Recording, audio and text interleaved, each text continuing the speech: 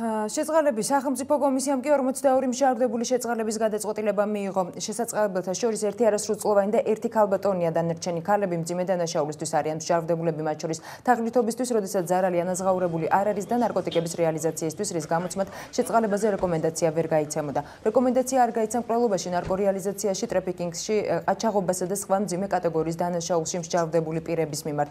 შეწყალების სახელმწიფო კომისიამ რეკომენდაცია მხოლოდ ნაკლებად მძიმე კატეგორიის დანაშაულში მჟავდებულებს კომისიამ სულ 236 საქმეზე იმსჯელა, საიდანაც 10 არასრულწლოვანი იყო, 41 კი ქალი.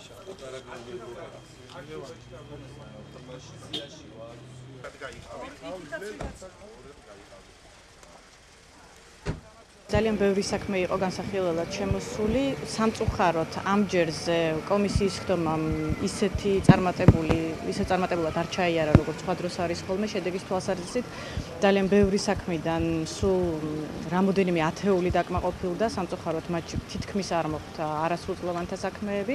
ძალიან ცოტა პატიმარს მისცა კომისიამ თანხმობა და წარუდგენთ პრეზიდენტს მაციას, არ შეეხო მკვლელებს, ნარკორეალიზატორებს, ტრაფიკინგის ბრალდებით მჟავდებულებს, არ შეეხო განსაკუთრებით მძიმე დანაშაული